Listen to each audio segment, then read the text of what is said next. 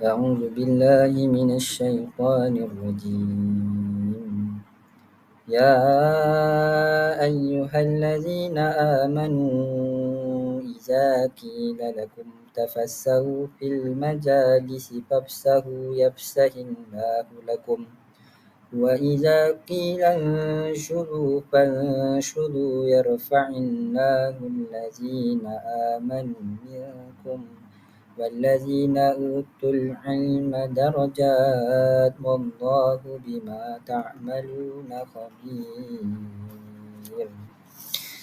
Bismillahirrahmanirrahim. Assalamualaikum warahmatullahi wabarakatuh. Jadi baiklah, kali ini saya ingin membentangkan tentang aspirasi dan hala tuju pendidikan, yakni saya sertakan slogan saya iaitu dari bilik darjah ke pentas dunia. Jadi ayat yang saya telah bacakan tadi merupakan ayat yang berkaitan tentang pendidikan, yakni Allah SWT mengangkat darjat orang yang berilmu sebagaimana disebut dalam surah Al-Mujadalah ayat 11 tadi.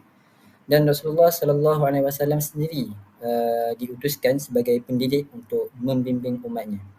Jadi Nabi Muhammad SAW ni dia nak menunjukkan bahawa pendidikan ni bukanlah sekadar ilmu, tetapi mampu untuk pembentukan insan dan juga sesebuah tamadun ataupun sesebuah negara.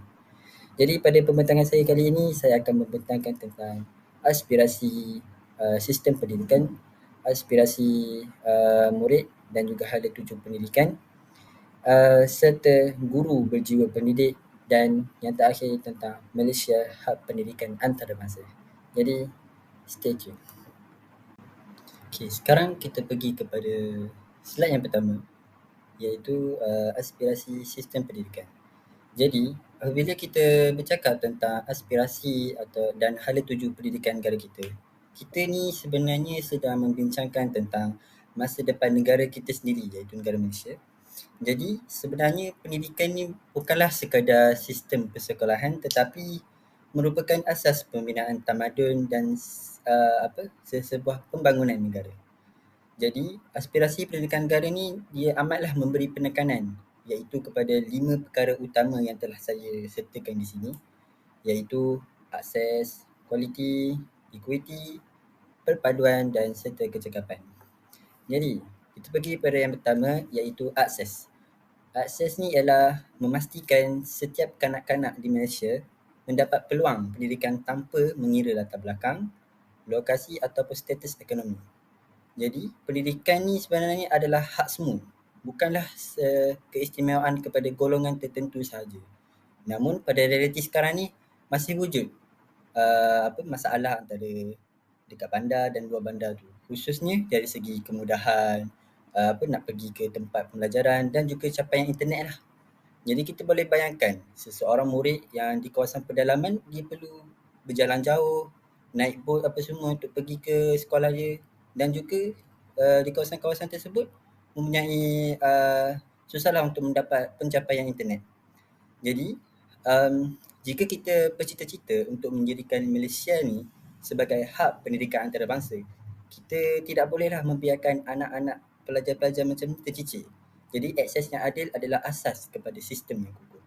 Jadi kita pergi kepada itu untuk yang pertama. Yang kedua, kita pergi kepada kualiti, iaitu pendidikan negara kita ni mestilah tanding dengan standard antarabangsa. Kita tengok dunia sekarang ini bergerak pantas dengan teknologi seperti kecerdasan buatan, automasi dan ekonomi digital. Jika pelajar tu hanyalah dilatih untuk hafal fakta semata-mata tanpa memahami dan berfikir secara kritis, negara pelajar itu akan ketinggalan.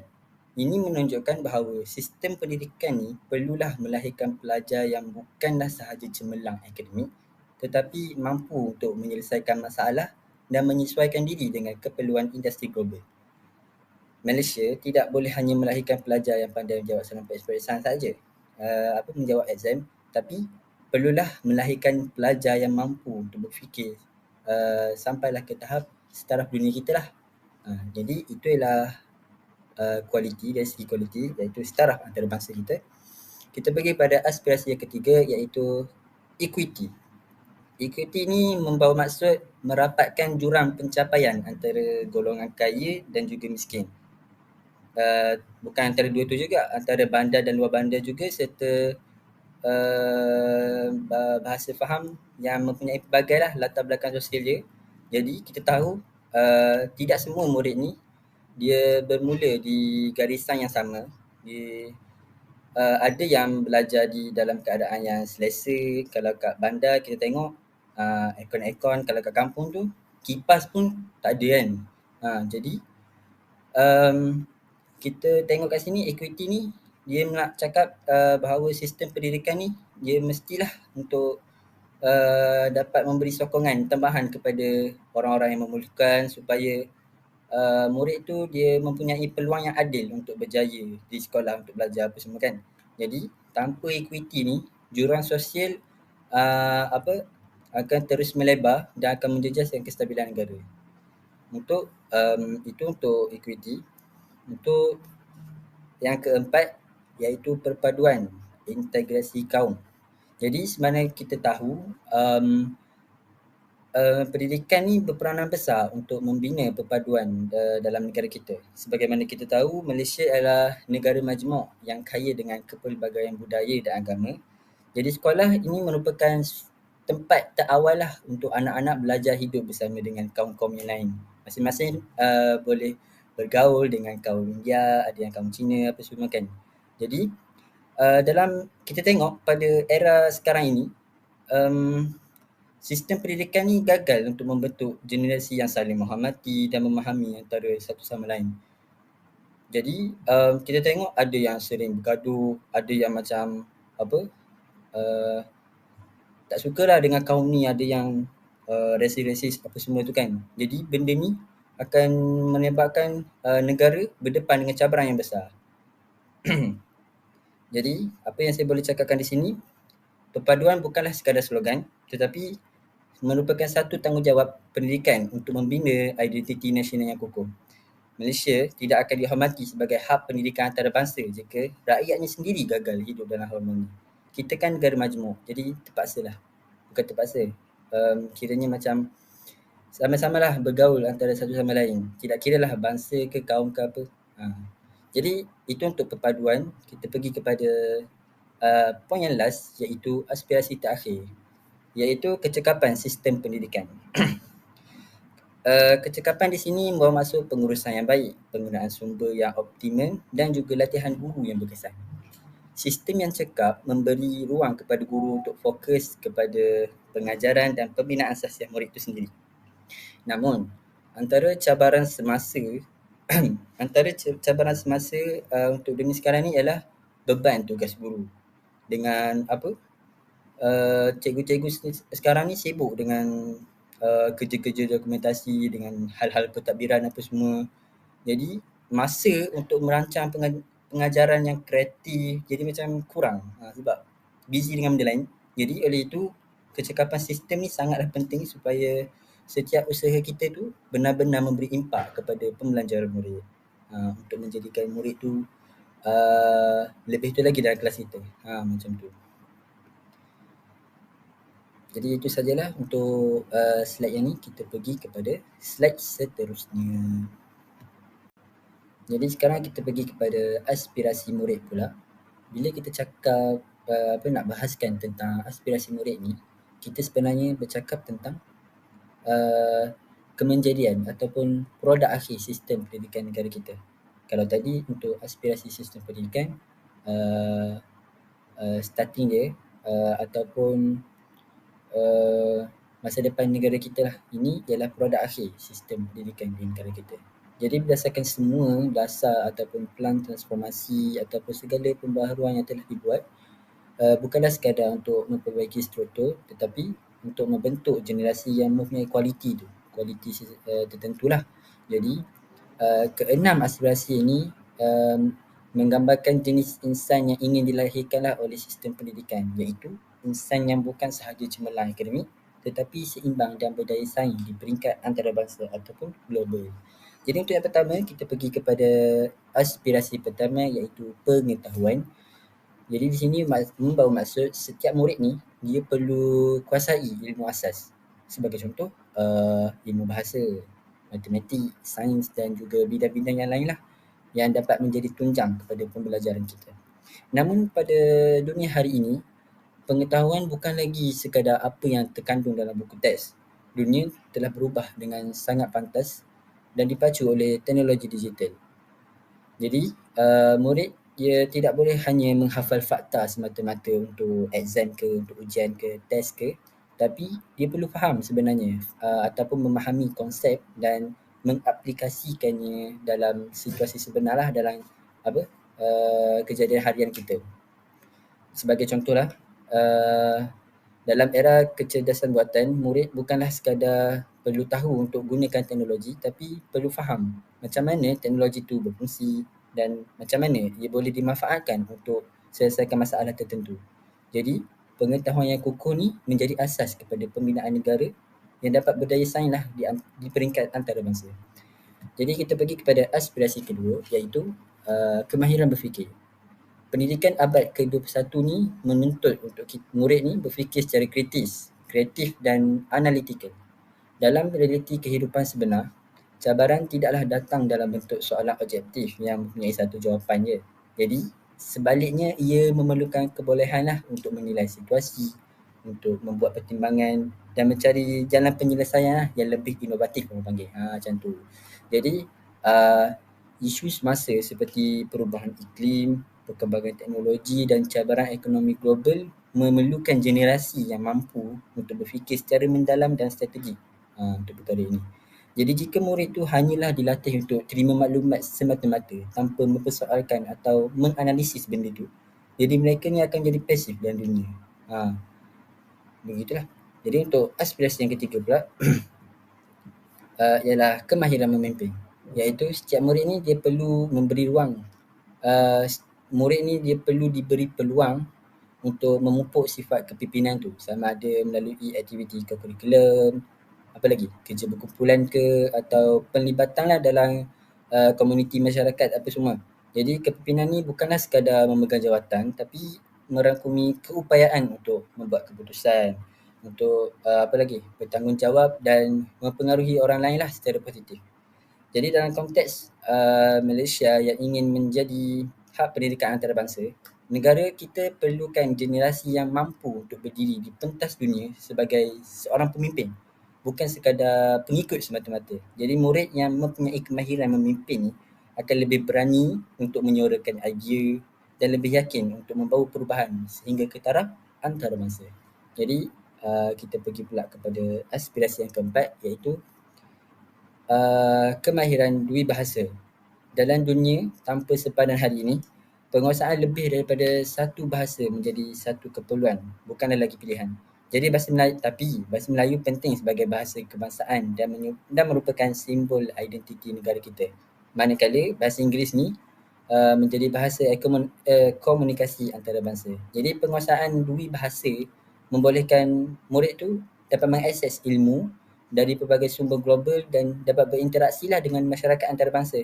Jadi pentinglah kemahiran dua bahasa iaitu bahasa Melayu dan juga bahasa Inggeris. Jika negara kita ni nak tarik pelajar luar negara ataupun untuk mengiktiraf negara kita ni sebagai pusat pendidikan global, jadi murid tu sendiri perlu memastikan adanya keupayaan komunikasi antara dua bahasa ini. Jadi untuk aspirasi yang kelima iaitu tentang etika dan kerohanian. Kita tengok nilai dan moral tidaklah boleh dipinggirkan lah, sebagaimana kita tahu kecemerlangan akademik tanpa akhlak ni boleh membawa kepada penyalahgunaan ilmu. Jadi kita boleh tengok contoh di sini seperti isu buli cyber, salah guna media sosial dan apa lagi yang dapat meruntuhkan disiplin kita lah.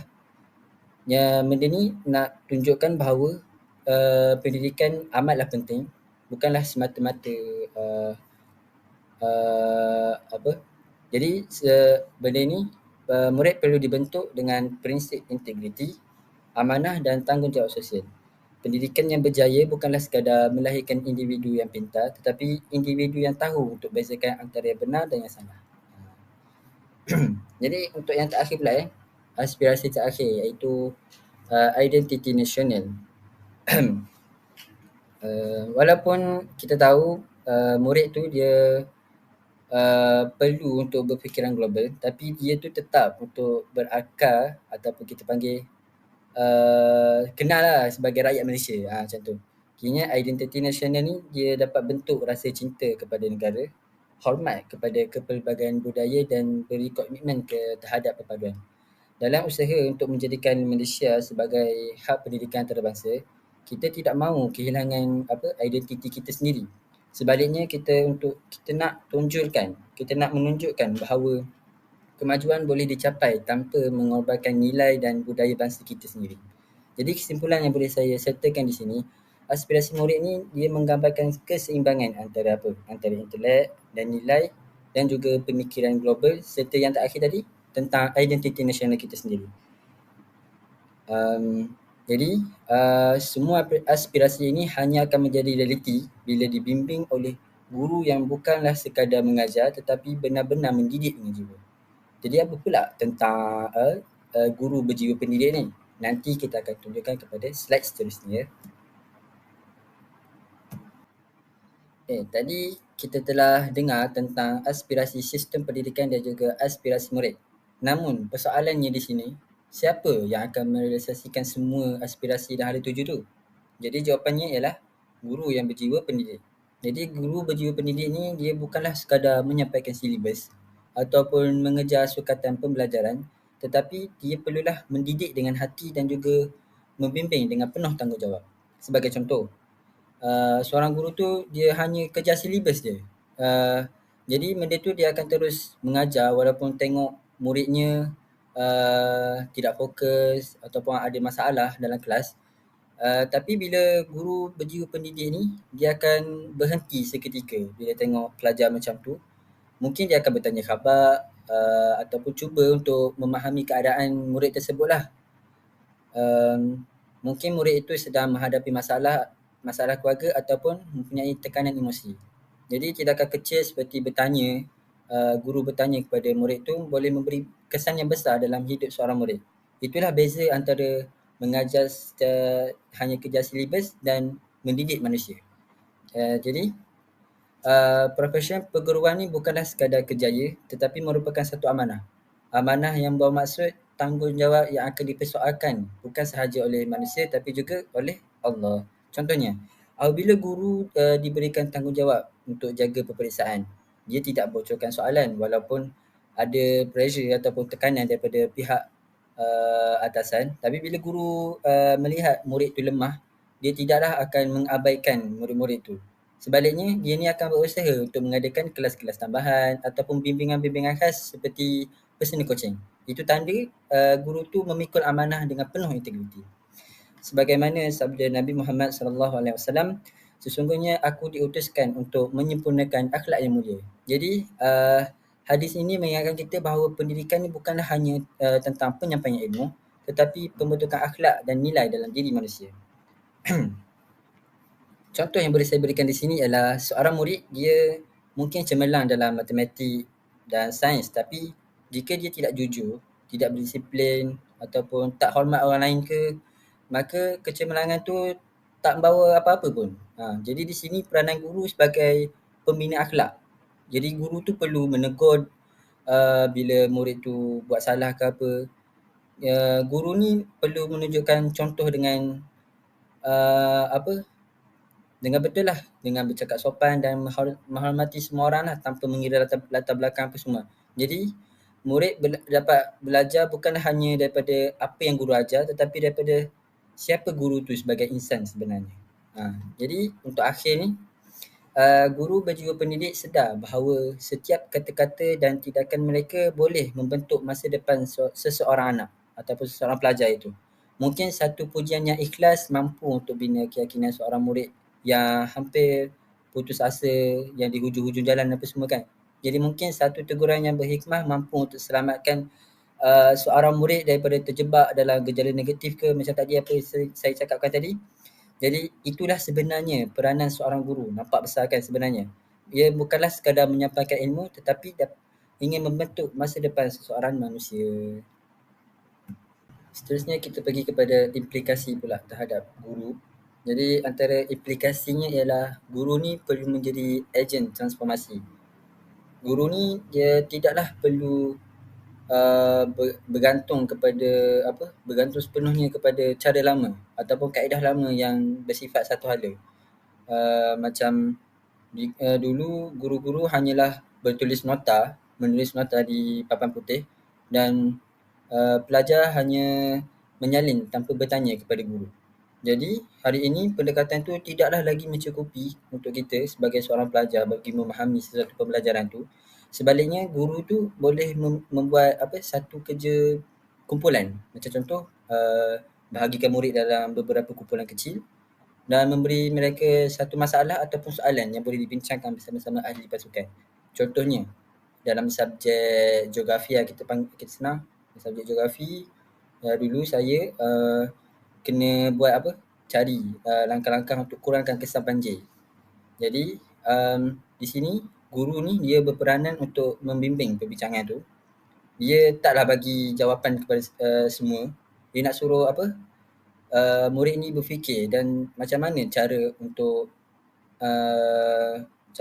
menyelesaikan ataupun mencari solusi lah pasal tajuk yang telah diberikan tu.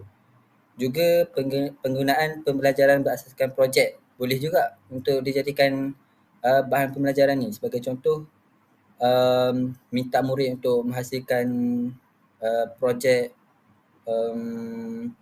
poster ke apa semua kan dan membentangnya di hadapan kelas. Jadi murid ni bukan sahaja dapat input pembelajaran yang di poster tu, tapi dapat juga membina kemahiran komunikasi dan keyakinan diri. Jika kaedah pengajaran tidak berubah, sedangkan dunia sudah jauh ke hadapan, maka kita sebenarnya sedang menyediakan murid untuk pekerjaan dan cabaran yang mungkin sudah tidak relevan lagi. Jadi itu untuk yang pertama. Seterusnya, guru juga perlu kreatif dan inovatif dalam merancang pengajaran. Generasi hari ini dia sebenarnya cepat hilang fokus lah kalau kita pasang kan. Jika pembelajaran tu membuatkan mengantuk dan juga tidak menarik. Sebagai contoh mudah, jika guru matematik hanya menerangkan formula tanpa melibatkan situasi harian, jadi murid ni akan mungkin cepat bosan. Jadi tapi bila guru tu gunakan permainan kuis ke ataupun bincang macam grouping tadi untuk menyelesaikan soalan, suasana kelas tu akan menjadi lebih aktif lah orang kata. Selain itu, kalau kita tengok dalam subjek sains juga kita boleh, guru-guru juga boleh menggunakan video eksperimen ataupun simulasi digital, lebih canggih, untuk menunjukkan proses yang sukarlah untuk berlaku di makmal-makmal yang sebenar. Jadi benda ni, murid akan menjadi seronok dan terlibat secara aktif dan menyebabkan mereka lebih mudah memahami dan mengerti apa yang dipelajari. Okey, seterusnya dalam dunia yang semakin mencabar, dari segi moral dan sosial, peranan guru sebenarnya sebagai pembina karakter juga menjadi pentinglah untuk kita sekarang ini. Sebab apa? Guru ni bukanlah sahaja ajar mata pelajaran, silibus apa semua kan, tetapi membentuk khasiat dan nilai dalam diri murid sebenarnya. Contohnya, bila berlaku pertengkaran kecil antara dua orang murid, jadi guru tidaklah perlu terus menghukum atau memarahi murid tersebut secara terbuka. Sebaliknya, guru tu perlu memanggil untuk membawa bincang elok-elok lah orang kata, dan membantu mereka untuk faham kesalahan dan ajar cara-cara untuk minta maaf lah antara satu sama lain kan. Jadi dalam situasi lain pula, apabila ada murid yang selalu datang lewat, guru juga boleh berbincang untuk tahu puncanya dan bagilah sedikit nasihat. Jadi di situlah nilai empati dan tanggungjawab kita dipupuk. Seterusnya, yang kita boleh kaitkan lah, transformasi ni pendidikan tidaklah bermula dengan bangunan baharu ataupun teknologi canggih, tapi ia bermula dengan guru. Jadi contohnya lah, sebuah sekolah ni mungkinlah tidak boleh tak ada kemudahan yang lengkap, tetapi guru jika gurunya berdedikasi dan kreatif, murid tetap boleh berjaya kan. Jadi seseorang guru yang memberi kata-kata semangat kepada murid yang hampir-hampir fed up, berputus asa apa semua tu, mungkin menjadi asbab untuk murid tu terus belajar dan akhirnya dapat melanjut pelajaran ke universiti. Kalau sekolah tu canggih apa semua kan, tapi dia punya guru tu tak berdedikasi, tak guna juga. Jadi sebenarnya di sini dia nak menyatakan bahawa dari bilik darjah yang sederhana mampu untuk melahirkan generasi yang berdiri di pentas dunia.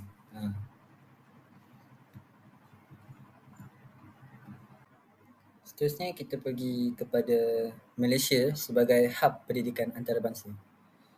Negara kita ataupun Malaysia ni dia berhasrat untuk menjadi hub pendidikan antarabangsa, iaitu pusat tumpuan pelajar dari pelbagai negara untuk datang mendapatkan pendidikan yang berkualiti lah di negara kita. Jadi untuk mencapai hasrat ni, sistem pendidikan di negara kita mestilah kukuh dan standing dengan standard global. Contohnya, kurikulum dia perlulah relevan dan kemudahan sekolah ataupun universiti tersebut perlulah lengkap supaya mampu bersaing dengan negara-negara lain.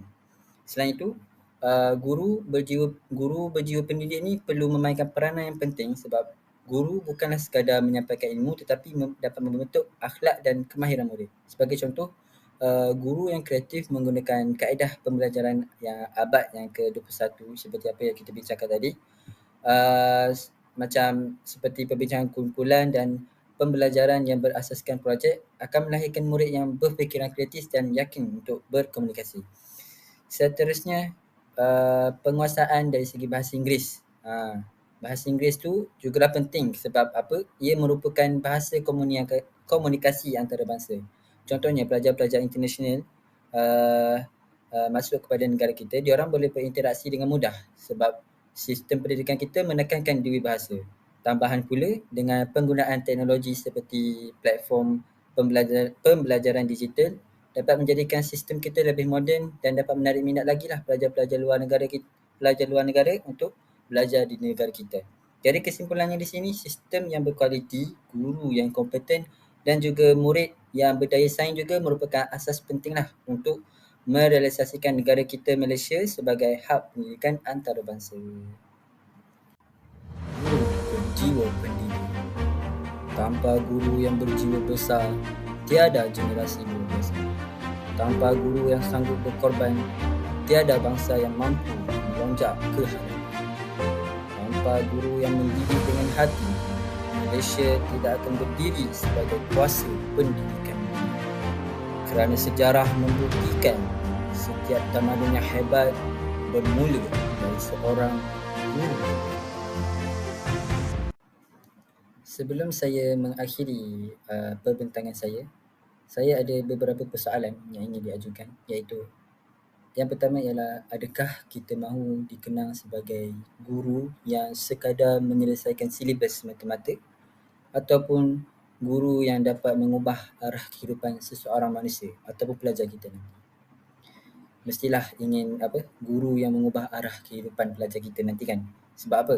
Sebab pendidikan sebenar ni, dia bukanlah hanya untuk melahirkan murid yang cemerlang, tetapi insan yang mampu untuk berdiri di pentas dunia pada masa akan datang. Jadi benda ni ialah asas untuk menjadikan Malaysia sebagai hub pendidikan antarabangsa, iaitu daripada guru yang berjiwa kepada sistem yang berkualiti, akhirnya akan melahirkan generasi yang berdaya saing di peringkat antarabangsa. Baiklah, dengan berakhirnya dua persoalan yang telah saya ajukan sebentar tadi, maka berakhirlah perbincangan saya pada kali ini.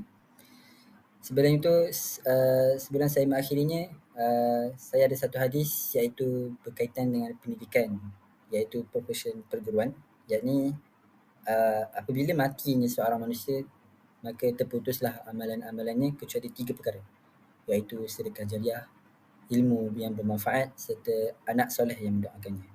Jadi di sini guru sebenarnya telah menyumbangkan kepada kita 2 perkara, iaitu ilmu yang bermanfaat serta pembentukan generasi yang soleh dan solehah. Jadi persoalannya, adakah kita sekadar guru yang bekerja semata-mata ataupun guru yang meninggalkan legasi? Masing-masing kita berfikir, sama-sama kita berfikir. Jadi sampai di sini sajalah pembincangan saya. Wabillahi taufiq wal hidayah. Assalamualaikum warahmatullahi wabarakatuh.